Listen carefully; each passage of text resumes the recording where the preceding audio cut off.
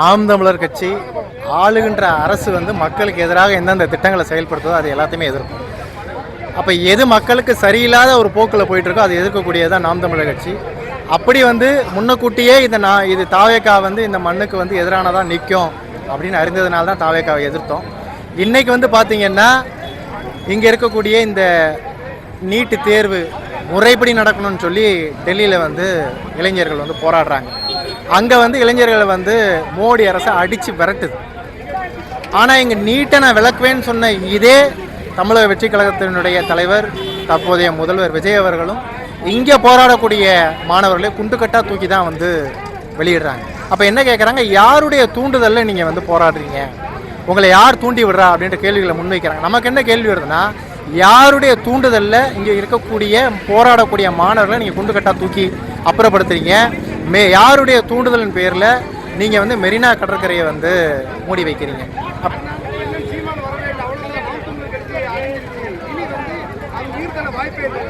இல்லை, அவங்க கனவு வேணால் அப்படி கண்டுக்கலாம்.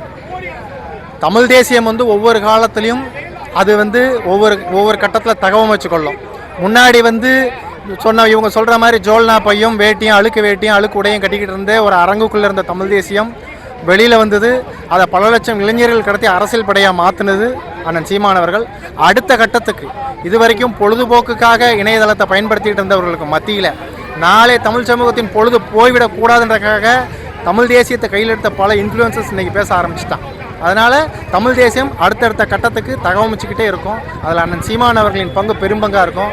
இது ஒரு காலமும் வந்து அழிக்க முடியாத ஒன்று தமிழ் தேசியம்.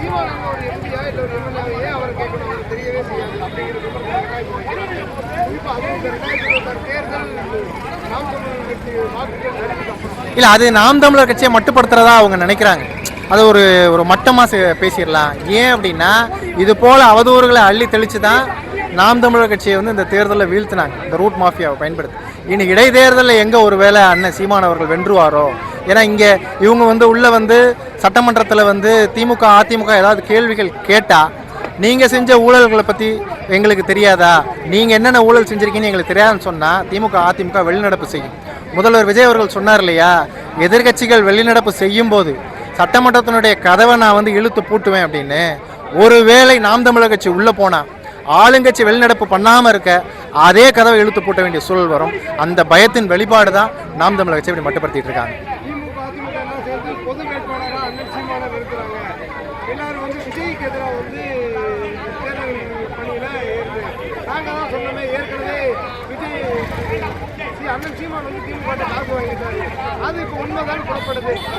இல்லை, நமக்கு என்னென்னா, இதுக்கு முன்னாடி நடந்த அத்தனை இடைத்தேர்தல்களையும் நாம் தமிழர் கட்சி போட்டிக்கிட்டு இருக்கு.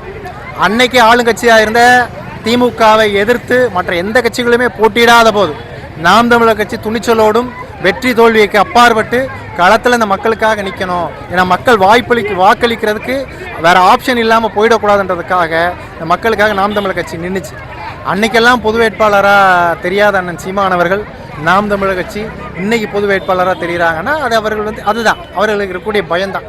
அப்படி அவர்கள் மீண்டும் மீண்டும் நாம் தமிழர் கட்சி பொது வேட்பாளர் அண்ணன் சீமானவர்கள் பொது வேட்பாளர்னா அண்ணன் சீமானவர்கள் பொதுவான வேட்பாளர் தான். உலகத்தில் இருக்கக்கூடிய அத்தனை தமிழர்களுக்கும் பொதுவான வேட்பாளர் அண்ணன் சீமானவர்கள். தமிழ்நாட்டில் இருக்கக்கூடிய அனைத்து சாதி மத இன மக்களுக்கும் பொதுவான வேட்பாளர் அண்ணன் சீமானவர்கள். இங்கே இருக்கக்கூடிய காடுகளுக்கு மலைகளுக்கு மரங்களுக்கு காக்கை குருவி சிட்டுகளுக்கெல்லாம் பொதுவான வேட்பாளர் அண்ணன் சீமானவர்கள்.